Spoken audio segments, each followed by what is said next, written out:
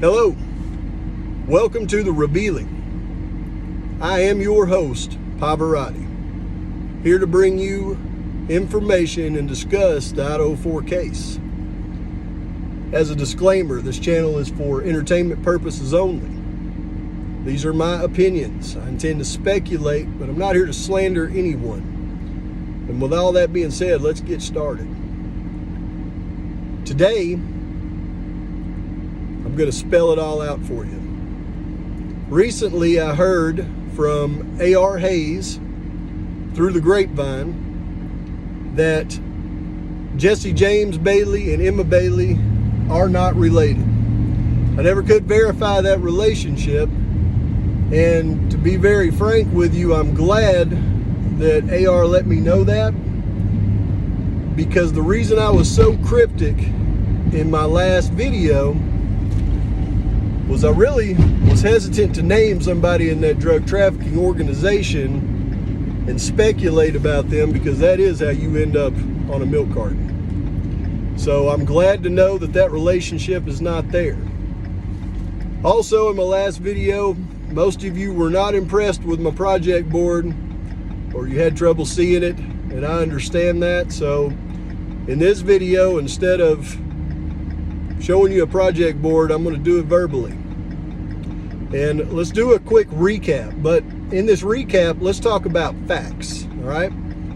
It is a fact that a major drug trafficking organization was taken down in Washington State in March of 2023.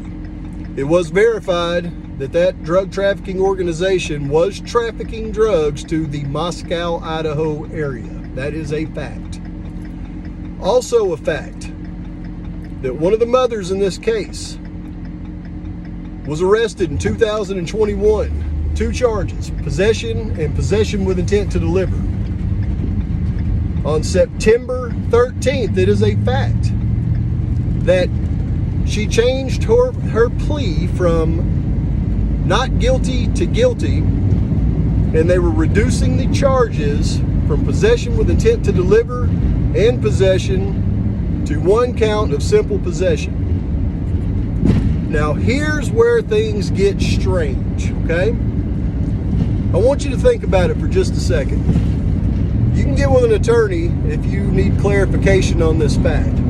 But when somebody has charges, especially multiple charges, and those charges are reduced, that is a negotiation that happens between that person's defense attorney and the prosecutor.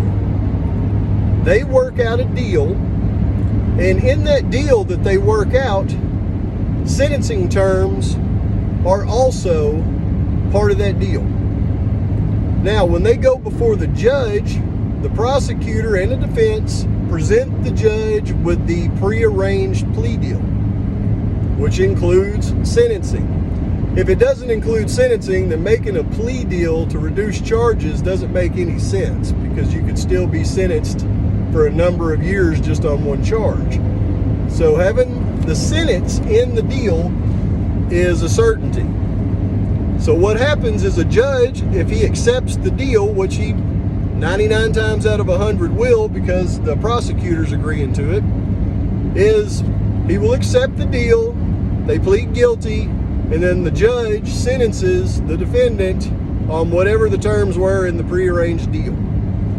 That didn't happen in this case, though.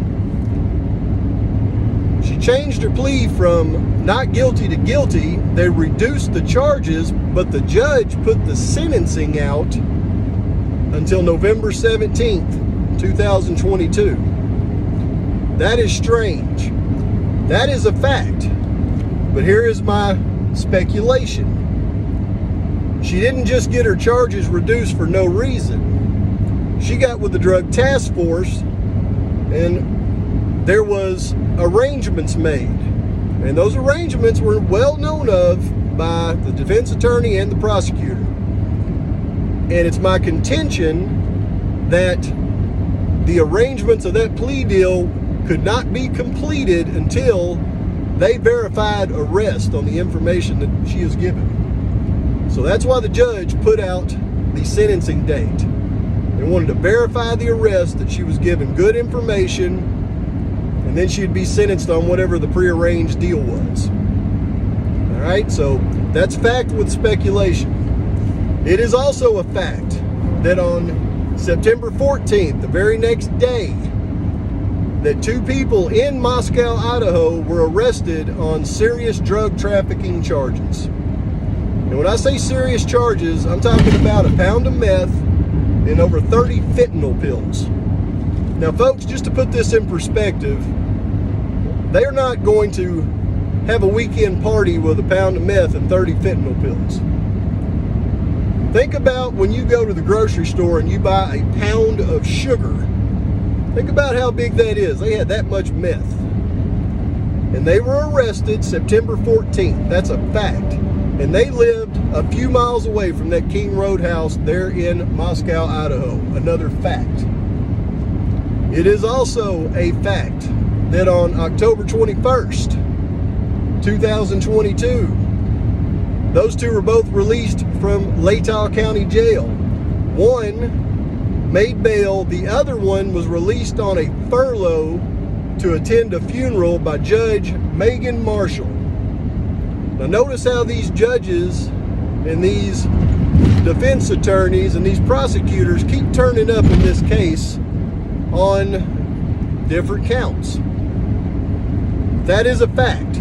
He also did not return from that furlough. That is also a fact. So from October 21st to at least December 2nd, they were both on the lam, or he was on the lam in Moscow, Idaho. That's a fact. Another fact. The stepmother in the case was arrested in March 2022 on possession and possession with intent to deliver. It is also a fact that on November 7th, she changed her plea from not guilty to guilty, and they were also reducing her charges from possession with intent to deliver, and drug paraphernalia to a simple possession. Exact same charges that the other one was getting hers reduced to. So same rules apply. When she gets her charges reduced, it's a deal made by the defense attorney and the prosecutor. These are all the same people every time, by the way, y'all. But the defense attorney and the prosecutor agree to terms, and there is a sentencing that is agreed to in that deal. Once again, the judge puts off sentencing until November 18th. My speculation, she got with the drug task force to get her charges reduced, to give somebody up. And they were going to have to wait to make sure that her information led to an arrest before they finally went through with the deal and sentenced her to the terms agreed upon in the deal. That's speculation. It is a fact that Emma Bailey was dealing drugs in the Moscow area. She was later arrested in Washington State for selling drugs to a kid, and it killed him, her and her associate. That is a fact. She was living in different hotels there in the Moscow area during the time of the atrocity. Those are all facts. But now let's do a little speculation. We're going to do some what ifs. And folks, when I say we're going to do some what ifs, we're about to do some what ifs. So it's my contention, or what if, that those folks that were arrested on drug trafficking, their house just a few miles away from the King Road house was the main hub for drug supply there in Moscow, Idaho. If it was, that would be the optimal location for people like Emma Bailey to go to get their supply. It's my speculation that she would go to them, get her supply, and then she would deal in small quantities to other college students, including the 2 roommates that lived at the King Road house. It's a known fact that Emma Bailey frequented that King Road house. DM and BF were her friends. It's my speculation she would deal to them, and they possibly, who knows, could have been dealing to other college students as well. But she would frequent that house in Moscow, Idaho. Not the King Road house. Yes, she frequents there, but she would frequent the drug distribution house there in Moscow. It is also a known fact, Brent Kopacka, who lived just several miles away in Pullman, Washington, was a heavy methamphetamine user. It's my contention that Brent Kopacka also would get his supply from that house in Moscow, Idaho. Not the King Road house, the distributor's house. And if Brent Kopacka is getting his supply from there, Emma Bailey's getting her supply from there, that would explain how Emma Bailey knows Brent Kopacka, because she has been connected to Brent Kopacka in a couple of different ways. I won't go into them right now. Now, Brent Kopacka has a friend that lives in Pullman, Washington, that he's known since Pennsylvania, and that is a gentleman named Bryan Kohberger. It's my speculation that Bryan Kohberger, when he needed his supply, he got it from Brent Kopacka. So there's no connection from Bryan Kohberger to the kids on the King Road house. No direct connection like his attorney says in court, but there is definitely a connection when you look at it the right way. Total speculation at this point, but I'm going to back it up as I go through the timeline in future episodes with the investigation. It's going to back up everything I'm about to say. What if on November 14th, when those folks are arrested for drug trafficking, they go to jail, they get out on October 21st, they go home, they've got to contact their supplier, and that's that big major drug trafficking organization that was later taken down in March of the next year. They say, look, we were busted. We lost a pound of meth, 30 fentanyl pills. And we think we know who set us up. It was the mother, because I contend that the mother and the stepmother were both muling those drugs from that drug trafficking organization to that house in Moscow, Idaho. The supplier says, you're going to have to handle it, because that's how it works in the drug world. They allocate them a certain amount of either cash or drugs to pay for the hit, but they've got to handle it. Now, they can't find the mother. Then on October 7th, the stepmother does the same thing, reduces her charges. They go, oh no, she's going to turn us in as well. We're going to have to do something. They have a fly on the wall, Emma Bailey. What if Emma Bailey says, don't worry, you can't find them? My good friends that live right over here on King Road are roommates with both of their daughters. Remember, they have no idea that it's their stepdaughter. They think it's their daughter. So they both live in the King Road house. I know everything about the house. I know everything about when they go to sleep. I can tell you anything you need to know. They get Brent Kopacka. Emma Bailey tells them what bedrooms that they're in. And remember, at this point, Kaylee doesn't live there anymore. She's already moved out. At this point, Ethan doesn't live there either. He's just a frequent guest of his girlfriend. She provides all of the intelligence that they need to complete the task. Mr. Kopacka enlists his friend, Mr. Kohberger, because of his knowledge of the criminal justice system. He doesn't want to get caught. The only caveat is Emma's two friends live in that house. She doesn't want them hurt. So she makes a deal with Kopacka. Do not hurt those two roommates, and I'll make sure that they don't dial 911. They'll stay in their bedrooms with their doors locked. So they set the night. She says, look, on Saturday nights, almost everybody's out of the house and they're in beds by 3 o'clock. And they usually drink enough to where they're going to be really passed out and they shouldn't be much of an issue. So on the night of the atrocity, Mr. Kohberger leaves his apartment there in Pullman, drives about a mile away and picks up Kopaka at the Coffee House Apartments, drives to the King Road residence, makes a pass, looks and see if the lights are off, if everybody's asleep. It looks like everything's clear. They make another pass. Kohberger drops off Kopaka. Kohberger drives out of the neighborhood. 20 to 30 minutes later, he arrives back in the neighborhood. Now, the law enforcement states that the atrocity happened, go ahead and drink, but that the atrocity happens between 4 o'clock and 4:25 a.m. Kohberger's car is seen on camera coming back into the King Road house at 4:06. Now we've ate into the timeline. Kohberger exits the vehicle, goes into the house. Kopaka's already taken care of the two upstairs, the one that he was supposed to and the one that wasn't supposed to be there.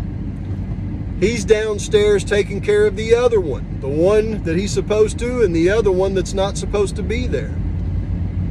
Kohberger enters the house, goes back to the bedroom on the second floor, where Kopaka, who's probably in a hysterical state at this point, probably freaks out when he sees Kohberger. So Kohberger has to calm him down. Don't worry, I'm here to help you. He wasn't saying it to the victims, he was saying it to Kopaka. Now Kohberger's got a bag with him. He says, take your clothes off, put it in this bag. He takes off all of his clothes, puts it in the bag, gives Kopaka the bag and says, get out to the car.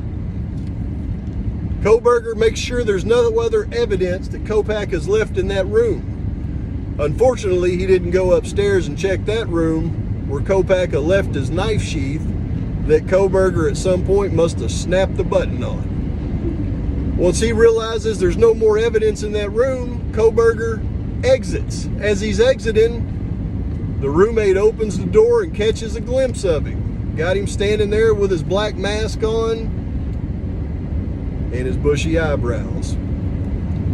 Now she gets a good enough look to see that he has a black mask on and bushy eyebrows and that he's 5'10" or taller. Yet she doesn't mention if he has a bloody knife in his hand, right? Well, folks, if you go in there with a knife in a knife sheath and you leave your knife sheath, you have nowhere now to put your knife. So the only possible place that knife could be is in the person's hand. And when she sees him, he's not standing there with a knife in his hand. So if he was the true perpetrator, where's the knife? Kohberger leaves, gets in his car, hauls butt out of there at 4:20. There's the timeline. The next day, shortly after the atrocity takes place, law enforcement puts out a statement. Nobody else is in danger. This is a targeted attack. You know why they put out that statement? Because it wasn't long after the unalivings that law enforcement found out that the mothers of two of the victims had just turned evidence and caused an arrest for a major drug violation. Folks, let me tell you how law enforcement thinks. Once they learn of that, that is the number one objective. That's the direction of their investigation. They're going to clear everybody else out like that isn't involved. That's why the boyfriend was cleared so fast. That's why all of the students were cleared so fast, because they knew what they were looking for in this investigation. You can call it tunnel vision. Maybe they overlooked some things, but they had a one-track mind once they found out the mothers had just turned in somebody that was arrested on drug trafficking. And as I go through the investigation and the timeline from this point, I'm going to show you how it verifies everything I just said. But again, it's all speculation. Now, I'm going to go ahead and put this one out there too. I wasn't going to do it in this video, but I am. How does Mr. Kohberger know Mr. Kopaka from Pennsylvania? Law enforcement figured that one out not long after the arrest, or maybe even before the arrest of Mr. Kohberger. That Reddit post in Pennsylvania, and you all know which one I'm talking about, once they subpoenaed all the records from Reddit, they found out the connection to Mr. Kopaka in Pennsylvania. He responded to that Reddit post. They've known each other since then. I believe that Mr. Kopaka was not only supplying Mr. Kohberger with meth, but also the relationship between the two is more of a friendship slash dealer slash case study. Mr. Kohberger stayed near Mr. Kopaka because Mr. Kopaka was a long-term case study for Mr. Kohberger. Let that one sink in for a minute. And during the trial, that's going to come out in some form or fashion. Now, dang it, as usual, I think I've said too much, but I wanted to put it out there because all the secrecy in this case is starting to drive me nuts, and people just need to know what the heck is really going on. So, in future videos, I'm going to unpack way more using the timelines, and I'm going to show you how they got to everybody and how it verifies everything I've just said. There are at least 3 informants in this case, and I can prove it. And again, I'm saying too much. Please hit the like button, subscribe to the channel, and post your comments, your criticisms. Post anything you'd like to post, because I sure enjoy reading those.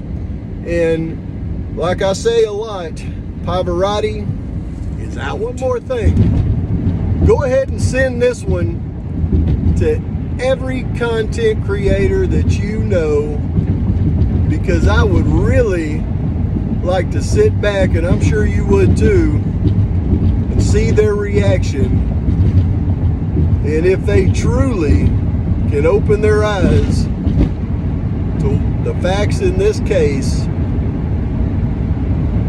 or if they just can't seem to get their heads wrapped around it.